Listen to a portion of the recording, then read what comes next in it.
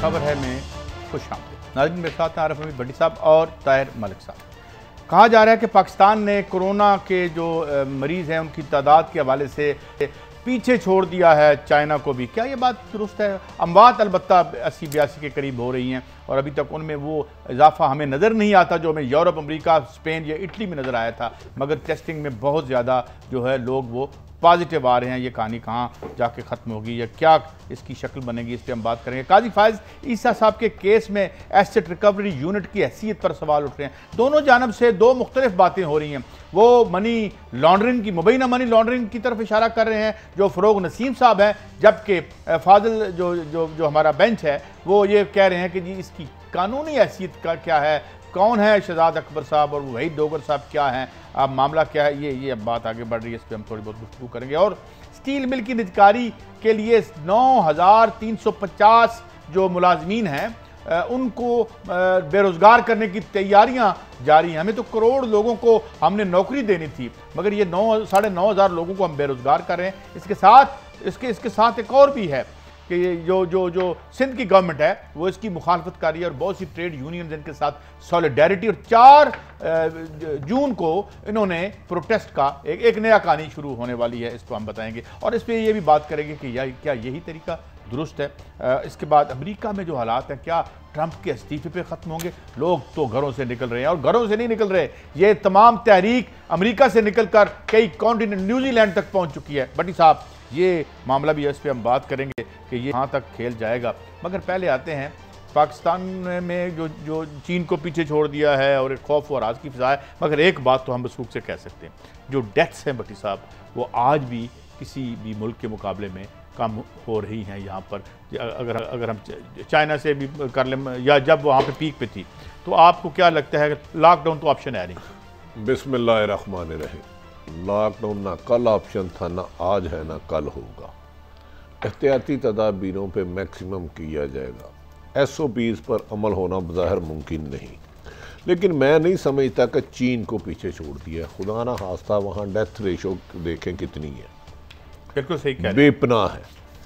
पाकिस्तान में इसको ये कंट्रोल किया जा सकता था कि प्राइवेट अस्पतालों की गर्दन पे अंगूठा रखा जाता और उन्हें कहते कि 20% आप कोरोना के पेशेंट का फ्री इलाज करें। सर वहाँ तो सुना है लाख रुपया एक दिन कितना लग रहा है? एक से ज़्यादा। मेरा एक अजीज हुआ और उन्होंने जो तबाही डाली है। लेकिन यही बात है कि कोरोना ने इतना नुकसान नहीं पहुँचाया जितना करप्ट कोरोना पॉलिटिक्स ब्यूरोक्रेट या किसी भी रूप में है, उन्होंने इस मुल्क को तबाह किया है। कोरोना तो 2-3 महीने पहले आया है ना। आपने तो 1947 से लेके पाकिस्तान को हर कोरोना ने लूटा है जो ताकत में आया।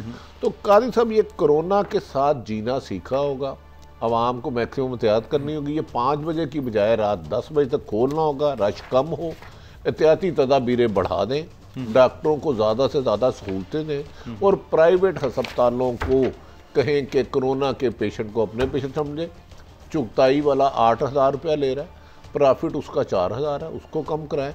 शौकत खानम जो मेरे और आपके अकाउंट से बना है उसका पता ही नहीं कितना पैसे ले रहा है। भाई इन लोगों को कहो कि एक वबा आ गई है। प्राइवेट इदारे हमने कैसे भट्टी साहब, वो तो मर्जी से कीमत लगाएंगे। तो फिर ठीक है, फिर मर्जी से हर आदमी को लूटने। तो मेरी दुकान है, मैं ये चाय का कप 2 करोड़ में बेचूँ, आप कौन होते हैं? फिर तो इसका मतलब है कानून तो कोई नहीं है ना। प्राइस कंट्रोल कानून इनके मफाद और हक में है। नहीं, फिर प्राइस कंट्रोल कमेटी कानून जो है, देखे ना, वो अभी बाद में आएंगे। कानून मुझे मारता है, इनको भट्टी साहब कुछ नहीं कहता। यार वैसे कादी साहब, आप बड़ी हैरत वाली बात कर रहे हैं कि स्कूल में पढ़ने वाला गरीब के बच्चे के लिए कोई कानून नहीं है जो 42,000 कानून है ना ले रहा है। क्या 20% फीस जो है वो खेल खत्म। 20 फीस पूरी फीसें ले रहे हैं। जो 40,000 नर्सरी फर्स्ट की ले रहा है माफिया, उसको आप नहीं पूछ सकते। तो फिर कानूनी इदारे खत्म करो साहब। अभी तो हम बाद में आएंगे ना। हम तो मलिक साहब, बिजली ब्लैकिए को हम नहीं पूछ सकते, चीनी ब्लैकिए को हम सकते, हाँ मजदूरों को निकाल सकते हैं। खैर हम कोरोना पे रहते हैं, उस स्टोरी में बाद में आएंगे। बट ये मेरा ख्याल है, जैसे पहले कह रहे हैं, इस इंफ्रास्ट्रक्चर में, इन हालात में जो करना है शेयर नहीं करना है। पहले तो एक बात है कि इमरान खान साहब ने जो 2 साल पहले जब इलेक्शन लड़ा ना, उनके सबसे खूबसूरत बात की थी 2 नहीं 1 पाकिस्तान। आज का जो पाकिस्तान इमरान खान साहब का है वो खुद कहते हैं 2 पाकिस्तान, वो कहते हैं कि अशरफिया अमीर लोग हैं उनका लॉकडाउन है, गरीबों के लिए लॉकडाउन नहीं है। तो इमरान खान साहब ने एक नई पोजीशन ली है, 2 पाकिस्तान बनाया। मैं आपको एक दूसरा एक और नहीं, मैं एक और पाकिस्तान आपको बता दूं। मैं हम लाहौर में बैठे ना, मैं आपको गारंटी देता हूँ कराची और लाहौर हो इस्लामाबाद हो, ये जो बड़े शहर हैं ये SOP ये अंग्रेजी गुरूजी यहाँ चल रही है, आप काना पे लाहौर ख़त्म होता है। मैं कल गया हूँ, हर मोटरसाइकिल पे 5 लोग बैठे हैं, उस तरह ही शादियाँ हो रही हैं, खुदा न खासा मौत होती हैं, लोग इकट्ठे हो जाते हैं, ना उनको कोई SOP का पता है। नहीं देहातों में मुझे बताएं कैसे हो रही है। नहीं बड़े शहरों में शादियां अगर नहीं भी हो रही, मैं जो पॉइंट रेज करना चाह रहा हूं के पास एक आप मुझे ये बताएं बटी साहब और मिर्चें मिक्स करें। मेरा एक सवाल ले लें, मेरा एक सवाल ले लें। मुझे अभी तक ये समझ नहीं आई कि हुकूमत की ये पॉलिसी क्या है, कोरोना पॉलिसी क्या है। कोरोना पॉलिसी ये नहीं SOP है कि आपने मिक्स नहीं होना। मुझे लाहौर में 300 से ज्यादा मैरिज हॉल है, किस हाल में शादी? वो तो पाबंदी है ना, मैं लाहौर में फिर और क्या होना, बाहर नहीं हो रहा। आपके छोटे देहातों में कोई नहीं हो रहा यार बात। लेकिन कोरोना को रोकने के लिए मुझे बता दें, मुंह पे मास्क पहने, लोगों के करीब ना जाए, हाथ ना मिलाएं, 4 दफा हाथ 20 सेकंड हाथ धोएं, इसके अलावा क्या होगा? ये मिडिल क्लास शहरी कल्चर है, आपके पूरे मुल्क में ये अमल दरामद नहीं हो रहा, यही मेरा आर्गुमेंट। यार मेरी बात सुने, अमल दरामद को छोड़ें। आप अपने अभी मिसाल दी कि 5 बंदे मोटरसाइकिल पे बैठे हुए। अरे भाई आपने कोई पब्लिक ट्रांसपोर्ट बनाई है? आपने ये बनाई है ना, ये जो जंगला बस बनाई है, क्या आपने सोशल डिस्टेंसिंग या समाज को इस तरह बिखेर के जिस तरह बनाते हैं तंजीम के साथ कुछ किया हुआ? 4 करोड़ यार जिसके 5 बंदे हैं और जिसके पास एक मोटरसाइकिल है, बस वहां नहीं चलती, वैगन वहां नहीं चलती, तो 5 ही बिठाएगा ना। मेरा वही सवाल है, SOP मैं इसका आसान हल SOP किस पे लगाने हैं भट्टी साहब, ये जवाब दें।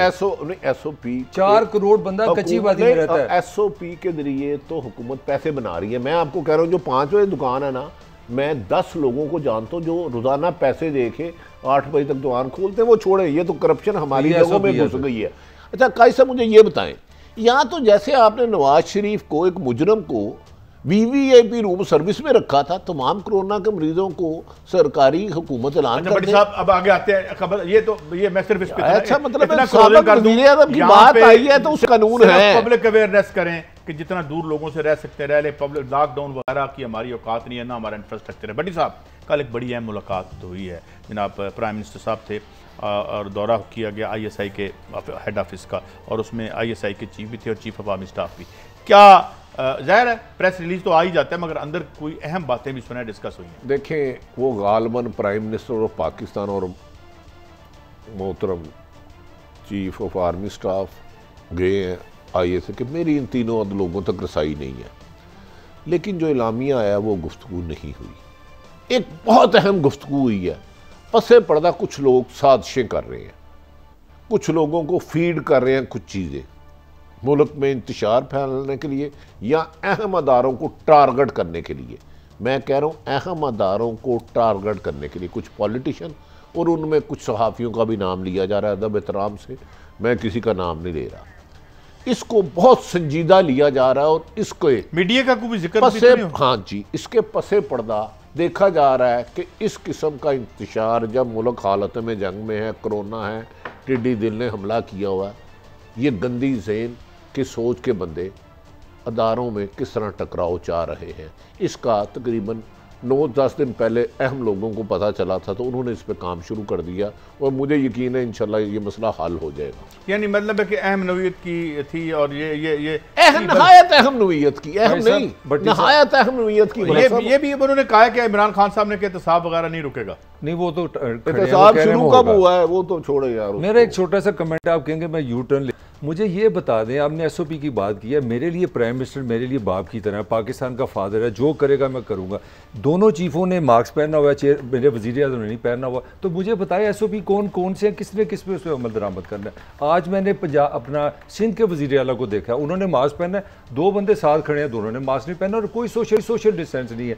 हुक्मरान सिंबॉलिक होते हैं, वो लोगों को के लिए एजुकेशन देते हैं, लोगों को इन्फॉर्मेशन देते हैं। यहाँ पे ये हाल है, इमरान खान साहब जो कहते हैं 100% ठीक है, तो किधर ऐसे पाकिस्तान में हुक्मरान मेजॉरिटी पैसा बनाओ के लिए होते हैं, अपने लोगों को सिंपल- नवाजने के लिए होते यार हैं। मुझे आप अपने मुल्क के हिसाब से कल जब वो पेश ये हुए, SOP वज़ीर-ए-आज़म पे नहीं लगता। जब ये पेश हुए अदालत में और वहां पे वो नारे और जो उनके मुलाजिम सारे आए हुए जो थे, वो भी ये याद जिन्हें हुआ। वर्करों का नाम दिया जाता है कि आ जाओ भाई फैक्ट्री जो उठो तो इधर आ देखो। जाओ, उन्होंने लगाए हुए थे मास्क। किसी ने लगाए वो तो हाँ जी, हाँ किधर जी। गया SOP? अच्छा, इस भट्टी साहब हम उसी स्टोरी पे रहते हैं कि इसका मतलब यह है कि अहम गुफ्तगू हुई है इस ज़मन में, नहायत अहम, नहायत अहम। नहायत अहम, जिसको कुछ लोगों ने इंतशार फैलाने की कोशिश की। अल्लाह का शुक्र है अहम अदारे ने लगा लिया, उसमें बंदे भी मार खो गए। रिजल्ट क्या होता है मुझे नहीं पता, ना मेरी इंतशार को जरा वाज़ेह करिए, मेरे क्या मुराद इतनी आपका? ऊपर तक रसाई है, ना मेरी वहां तक सुनवाई है, मैं बहुत दूर हूं। भट्टी साहब ये कौमी सलामती के वाले से बात कर रहे हैं, जरा थोड़ा सा ये खोलें उसका जरा। मुल्क की सलामती से भी ताल्लुक है यकीनन। तो इंटरनेशनल बॉर्डर जो सिचुएशन इंडिया से उसके बहुत बारे में कुछ कोई उसमें बहुत कश्मीर कुछ में है। होगा। देखिए आपके जो अहम अदारे हैं ना, वो तो अल्हम्दुलिल्लाह भारत से महफूज है, तो आपकी सरहदें, लेकिन अंदरून मुल्क जो सरहदों पे रहने वालों को कमज़ोर करने की साजिश की जाती है, वो ज़्यादा कोरोना ख़तरनाक है। उन्होंने सर उठाना शुरू कर दिया था और कुछ लोगों ने इस्लामाबाद में बैठ के ये डिस्कशनें भी की कि यार वो इशू को दोबारा लाओ। अब क्या होता है अल्लाह बेहतर जानता है, मुझे इतना इन्फॉर्मेशन नहीं है। मतलब मुझे ये लगता है, अगर मैं ये कहूँ कि जाहिर है जो लोग बाहर बैठे हुए हैं वो चाहते हैं कि ऐसी सिचुएशन क्रिएट हो कि हमारा कोई चांस बने और अदारों में टकराओ बस। साड़ा भी दाल लगे, फिर साडा भी दा लगे, वही कर रहे हैं। अच्छा, ये और ये उसके लड़ाओ अलावा- ते आपस में बड़ी लड़ाओ ते आप खाओ। आप करो। अच्छा, अब बात ये भट्टी साहब कि आटा महंगा हो रहा है और जिस तरह आपने कहा था कि आटे का बुरान दोबारा आ रहा है, उधर से गैलप कहता है कि 1,93,00,000 लोग कोरोना की वजह से बेरोज़गार होंगे। इधर से हुकूमत जो है वो प्राइवेटाइजेशन लेके आ गई है कि हमने तो बेरोज़गार करना है। हैं जी, तो ये आटे ये और आटा एक बुनियादी कमोडिटी है हमारे मुल्क में। प्राइस कंट्रोल कमेटी नाकाम, फेल, जीरो। आटा इस मुल्क की सबसे अहम ज़रूरत है। 80 से 70% लोगों को, मैं आजकल ऐसे इलाके में जा रहा हूँ जहाँ गुर्बत ज़्यादा है, अल्लाह वाद शाद है, मैंने लोगों को रोटी के ऊपर प्याज तोड़ के खाते हुए देखा है, अचार से खाते हुए देखा है, नमक मिर्च डाल के खाते हुए देखा है, पानी से। और ये हुक्मरान अब आटे का बहरान जो पैदा करने जा रहे हैं, लोगों को आटों से महरूम करेंगे। आप अमेरिका का प्रोटेस्ट भूल जाएंगे। हफीज शेख साहब ने कुछ बात की है जी, सुनाए जरा क्या कहा है उन्होंने इस आटे के बारे में। इस साल खास तौर से फूड सिक्योरिटी की वजह से एक तारीखी अमाउंट्स जो है गंदम की प्रोक्योर की गई हैं।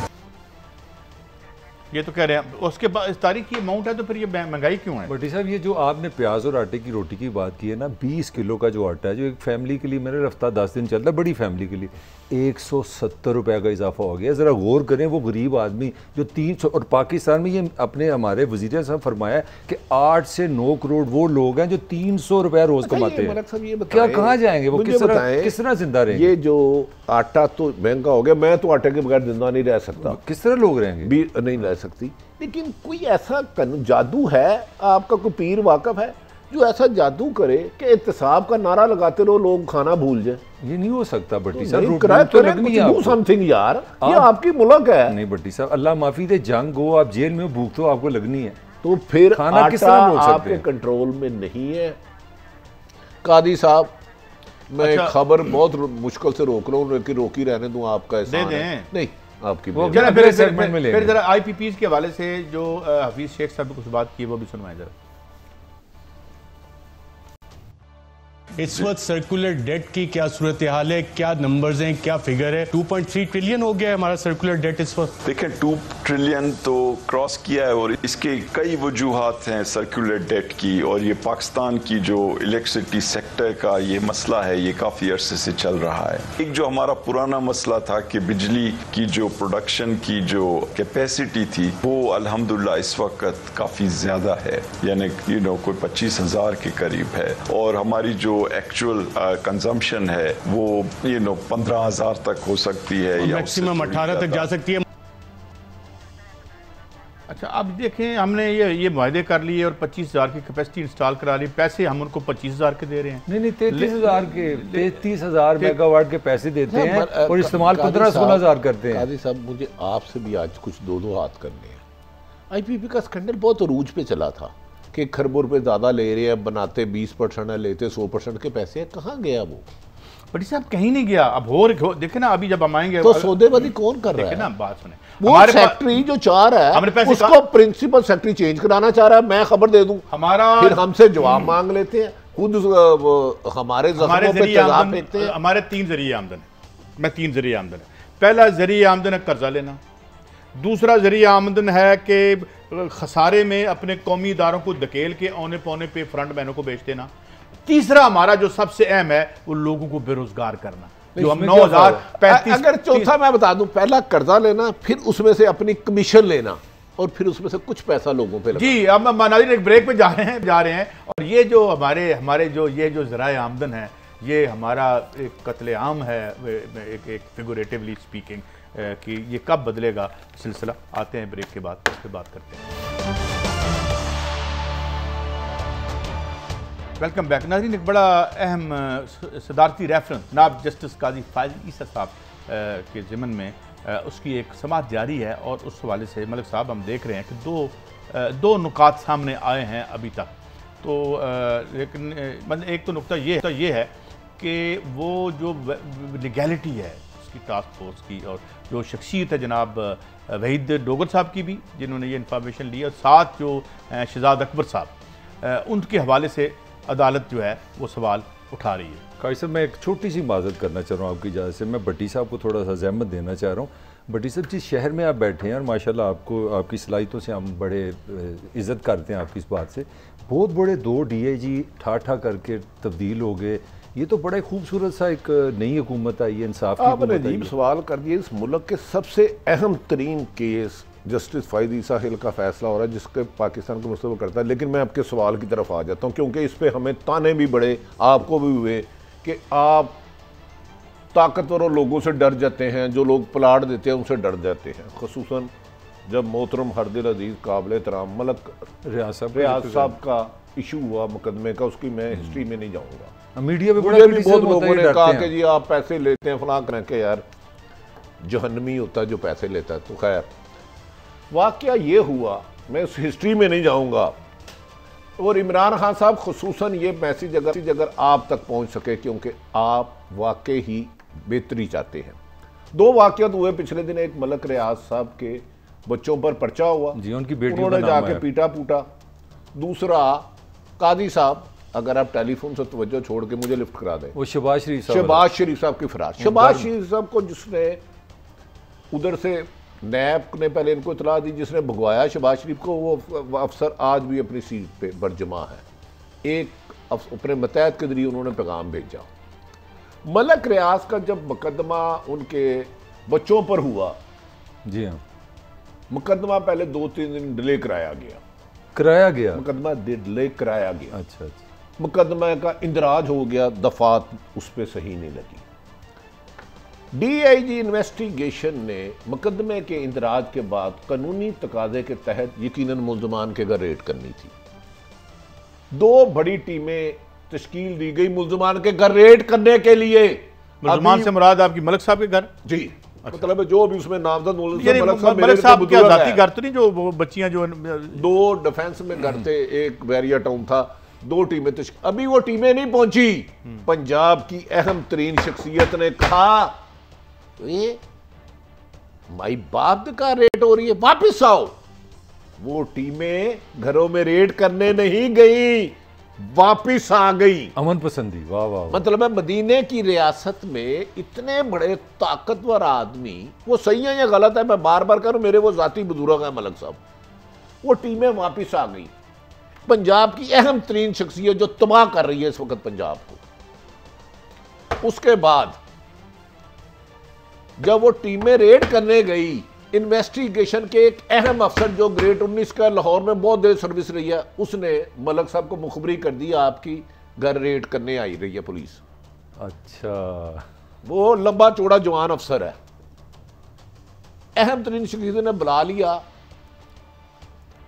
और दोनों अफसरों को बुला के उधर जी टीम गई थी, रसवा किया गया, टारगेट किया गया, पिंच किया गया और OSD कर दिया। पंजाब की अहम तरीन शख्सियत का एक मिनिस्टर दोस्त है, वो लाहौर में कब्जों का काम आजकल बड़ी तेजी से कर रहा है, वहां वो एक अपना DIG लगाना चाह रहे हैं। और सुलह कैसे हुई? वाह मेरे वाह, वाह मेरे मदीने वाले, मदीने चले आओ, इसी महीने चले आओ। ओन चौधरी साहब हैं एक एडवाइजर, एक इस्लामाबाद से शख्सियत आई जिनके साथ ज्यादती हुई थी सो कार्ड, और SP उस बंदे के घर गया और वहां जाके सुलह कराई गई। सुलह से भी उस अहम शख्सियत का नहीं मुतमिन हुआ। उन्होंने कहा यार DIG ऑपरेशन का तो रोल ही कोई नहीं है। ये जो CM है शहबाज शरीफ नहीं पकड़ा गया, वो तो शहबाज शरीफ का एक पुराने नमक खान है, अपनी नमक हलाली की है इन दोनों अफसरों को, क्योंकि इस DIG ऑपरेशन को IG ने लगाया था। IG ईमानदार आदमी है शुएब, तो फौरी इंसाफ हो गया, इसका मतलब है CM की मर्जी के बगैर था, फौरी इंसाफ कर दिया उन्होंने दोनों को वो OSD कर दिया।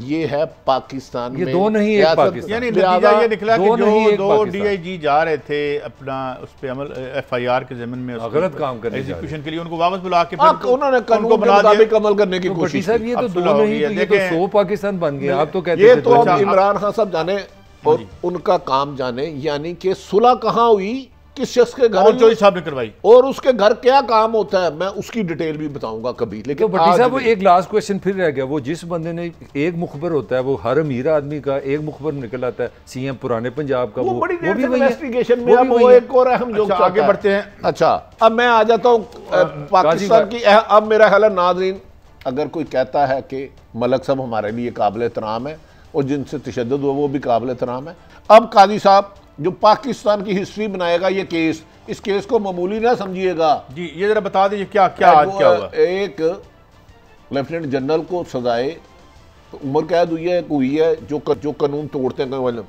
जस्टिस फायदी इसाक सदारती रेफरेंस का मामला, सासों को गैर कानूनी तरीके से मुल्क से बाहर ले जाना अवाम के बुनियादी हकूक की खिलाफ वर्जी है। फरोग नसीम, इस बात से किसी को इख्तलाफ नहीं। Justice Umar Bandial, task force बनाने के फैसले के नतीजे में ARU का क्याम अमल में आया। फरोग नसीम जो वजीर कानून भी रहे हैं, वकालत कर रहे हैं। कबीना ने ही टास्क फोर्स के कवायद व ज़ाब्ते की मंजूरी दी, कबीना ने मंजूरी दे दी।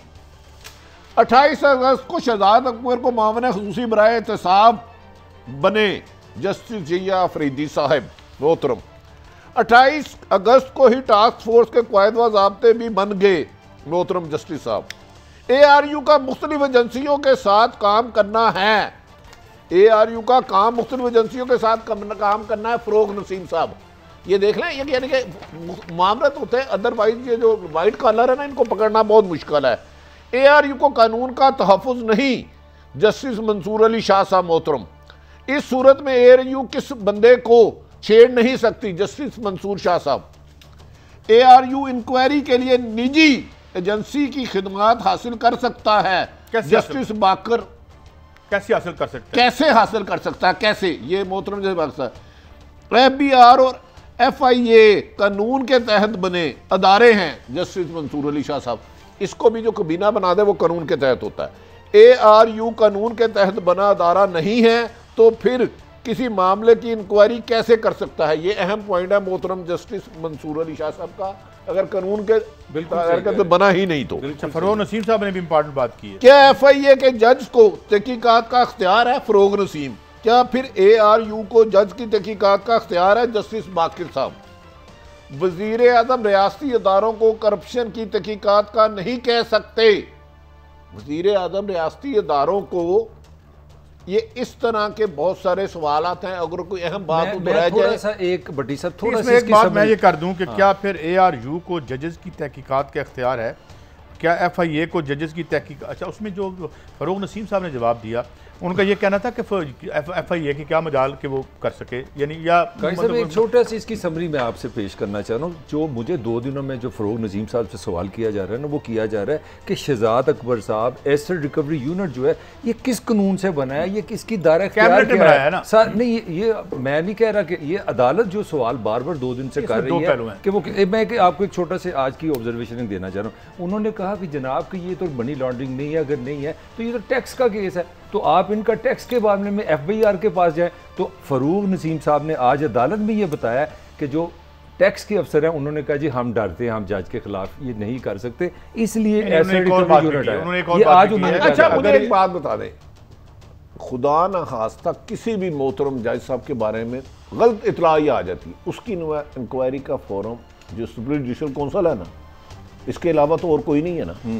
मतलब ये हमारा सुप्रीम कोर्ट के जज से आगे हमें कोई अजीज नहीं, क्योंकि ये आखिरी हमारी उम्मीद है इंसाफ की। तो मेरे मोहतरम, मेरा ख्याल है ये फैसला मेरिट पे जाने से नसीम फ़रोग नसीम। यार मैं इसको जरा वजाहत कर दूं, हम ना इसको कंफ्यूज करें। देखें इसके 2 पहलू आ रहे हैं, जो लाइन ऑफ आर्गूमेंट 2 तरफ से आ रही है। एक जो सवालात मोअज़्ज़ज़ जजेस की तरफ से आ रहे हैं, जाहिर है कि वो बेसिस और लीगैलिटी जो है एसेट रिकवरी यूनिट है उसकी पूछ रहे हैं। अच्छा, जो फ़रोग नसीम साहब हैं वो कहते हैं जनाब ये तो कैबिनेट कर सकती है, अब ये कानून बताएगा कर सकती है नहीं। दूसरी तरफ वो कहते हैं कि जनाब क्या कोई गलत काम हुआ है या नहीं हुआ है। अब उसमें एक और सवाल उठता है भट्टी साहब, मतलब बरतानिया इन मुल्कों में बड़ा खेल है, लेकिन कुछ उनकी अच्छी बातें भी हैं। बरतानिया में अगर आपकी वाइट प्रॉपर्टी मौजूद है, उसकी खरीदो फरोख्त का रिकॉर्ड तो एक लम्हे में मंगवाया जा सकता है। अच्छा ये सिस्टम है यार। दुबई में भी ये देखें, एक कॉमन सेंस है, मनी लॉन्ड्रिंग तो एक जुर्म है, इसमें दो राय तो कोई नहीं है। अगर मैं इधर काम कर रहा हूँ और मेरी 50 करोड़ या 60 करोड़ की प्रॉपर्टी दुबई अमेर लंदन निकल आती है, तो मुझे उसकी मनी ट्रेल देनी चाहिए ना। हमारे यही मोहतरम जज साहबान काबिल एहतराम नवाज शरीफ से यही सवाल करते रहे ना मनी ट्रेल का, वो नहीं दे सके, यही सवाल करते रहे। अब भी वही सवाल है, शहबाज शरीफ से क्या सवाल है? सिंपल ये सवाल है। 15 अरब रुपए की मनी ट्रेल अभी। अच्छा ये टिप ऑफ द आइसबर्ग है, शहबाज शरीफ साहब की बात कर रहा हूँ। उनसे जो पूछना था उन्होंने, जिसके लिए एक नायब ने उन्हें बुलाया कि ये 15 अरब रुपए और फिर आपके दौर में 9 इंडस्ट्रियल यूनिट्स जो एकदम से बने और ये जो आपकी कंपनियां बनी, ये सवाल उन्होंने पूछना था। वो इसलिए पूछना था कि हमजा शहबाज साहब ने कहा था ये मेरे वालिद साहब से पूछना। अच्छा, काजी सईद के काजी ईसा के जो केस के हवाले से ना, एक उनका कंसर्न जो अदालत ने बहुत कहा है कि वहीद डोगर जो जर्नलिस्ट है जिसने दरखास्त दी है, उसका सोर्स ऑफ इंफॉर्मेशन क्या है, उसको किस तरह पता है कि इनके वहाँ पे लंदन में इनकी बीवी की प्रॉपर्टी है, मैंने कहा ना जो अदालतों पे फैसला ये करना है। अच्छा मेरी अर्ज सुन लेना, ये फैसला अदालत ने करना और आइन और कानून के मुताबिक करना, और हमसे बहुत ज्यादा बेहतर सुप्रीम कोर्ट के जज साहबान, हमें तो ये भी हम इससे निकलते ही नहीं है। लेकिन हम इससे निकलते ही नहीं है। एक बंदा कत्ल मफरूर हो जाता है, पुलिस इन्फॉर्मर के जरिए किसी से कोई इन्फॉर्मेशन देती है फलान छुपा है, वो उसको पकड़ लेता है, उसका सोर्स ऑफ इनकम नहीं पूछते। सोर्स ऑफ अच्छा नहीं, बड़ी साहब मुझे ब्रेक लेनी है, मगर ब्रेक में जाने से पहले हमें एक बात मुझे और भी याद आ कि जब ये चीफ ऑफ आर्मी स्टाफ की अपॉइंटमेंट का केस हुआ था, तो एक साहब आए थे, कोई बहुत ज्यादा मशहूर भी नहीं थे, और उसी पे ही फिर सुओ मोटो हुआ और रेस्ट इज द हिस्ट्री। बहरहाल आते हैं एक ब्रेक पर। अहम केस है, डिसाइड करेगा हमारे मुल्क में बहुत सी बातों को, और हमें अच्छाई की उम्मीद है और इंसाफ की हमें यकीन है सुप्रीम कोर्ट से। एक ब्रेक के बाद वेलकम बैक। नाज़रीन, फाइनेंशियल टाइम्स की स्टोरी है, वो कहते हैं कि हमें मज़ीद पैसे लेने के लिए, मज़ीद कर्जा लेने के लिए, ताकि हम पिछला कर्जा चुका सकें, हमें अपने 200 के करीब इदारे जो हैं वो बेचने पड़ेंगे। 2018 के, ये 2018 की एक स्टोरी थी। लेकिन मैं नाज़रीन ये आपको बताऊं, मेरे पास कुछ फैक्ट्स एंड फिगर्स हैं कि कौमी इदारों की बदहाली कैसे हुई।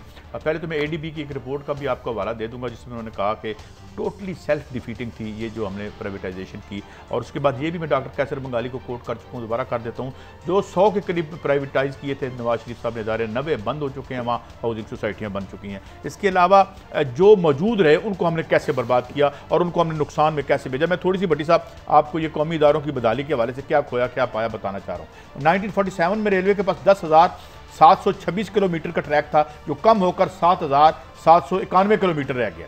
लोकोमोटिव रिसालपुर जो 1996 में बनाया गया था, जिसकी पैदावारी सलाहियत सालाना 25 इंजन तैयार करने की थी, आज तक सिर्फ हम 23 इंजन 25 हम सालाना बना सकते थे, हमने 23 बनाए। बड़े लायक बच्चे हैं। PIA ने 1985 में अमारात एयरलाइंस को बनाने में खरीदी एमिरेट्स, जो बड़ी एक प्रीमियम एयरलाइन है, उसको हमने बनाया। आज अमारात के पास 200 से ज़्यादा जहाज़ हैं, जबकि PIA के पास 64 जहाज़ थे, जो अब सिर्फ 23 रह गए हैं। Very good. 22 करोड़ की आबादी के लिए सरकारी अस्पताल 1167 है, डिस्पेंसरियाँ 5600 हैं, और बुनियादी मराकज़ सेहत 5464 है। ये हमने काम किया है। TB सेंटर्स हमारे पास जो हैं वो 339 है। मजमूई डॉक्टर्स की तादाद 1,10,000 है, जिनमें से 25,000 डॉक्टर बैरून मुल्क जा चुके हैं। 28 जनवरी 2018 की रिपोर्ट के मुताबिक 6,325 अफराद के लिए एक डॉक्टर है। इस तरह 1,000 मरीज के लिए सिर्फ एक बेड है। पाकिस्तान में मजमूई स्कूलों की तादाद 2 लाख है, जिनमें primary, middle, higher secondary school शामिल हैं। 2.5 करोड़ तालिब इल्म बाहर बैठे हुए हैं स्कूलों से, और 6 लाख असातिज़ा जो हैं उनको पढ़ाने की कोशिश कर रहे हैं। इसी तरीके से ज़िया-उल हक के दौर में जो हमने इदारे बेचे वो गौर में,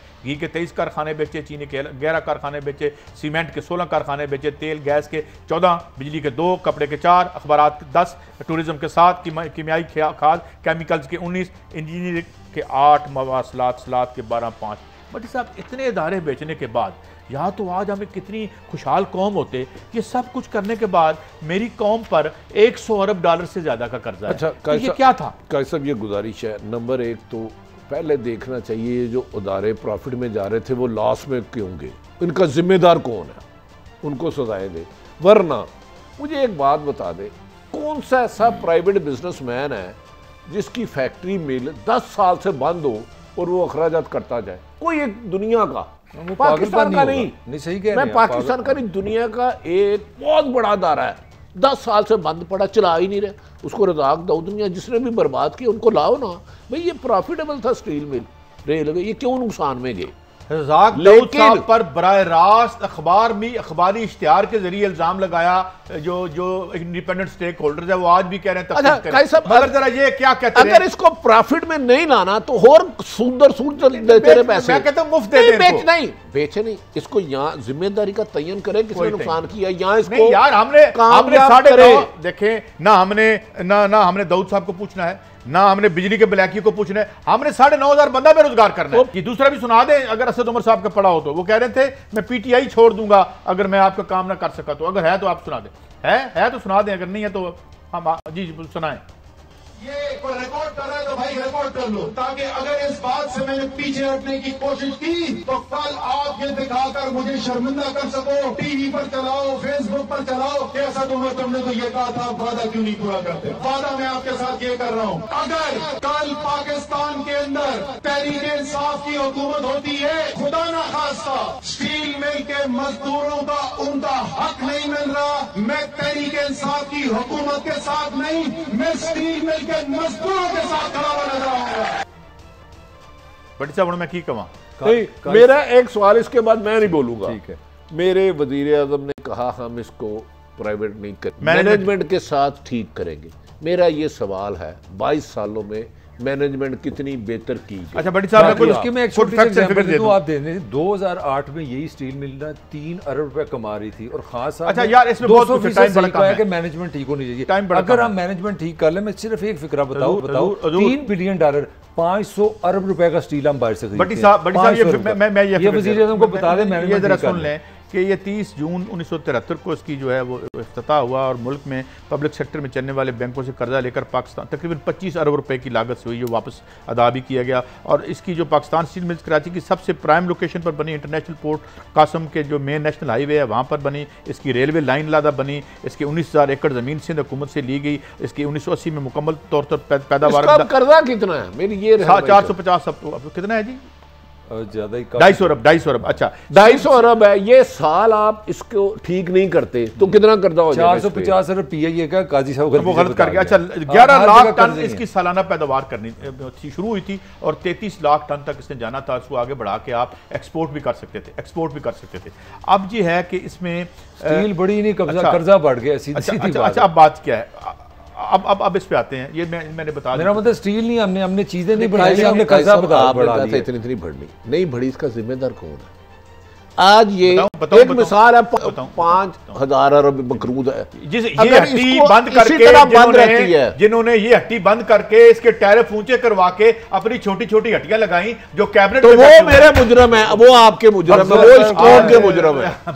ये थी हमारी कहानी जो आज तक की थी, मगर ये कहानी तो हम सुनाते रहेंगे, मगर अगले हफ्ते फिर हाजिर होंगे। इजाजत दें, अल्लाह हाफ़िज़।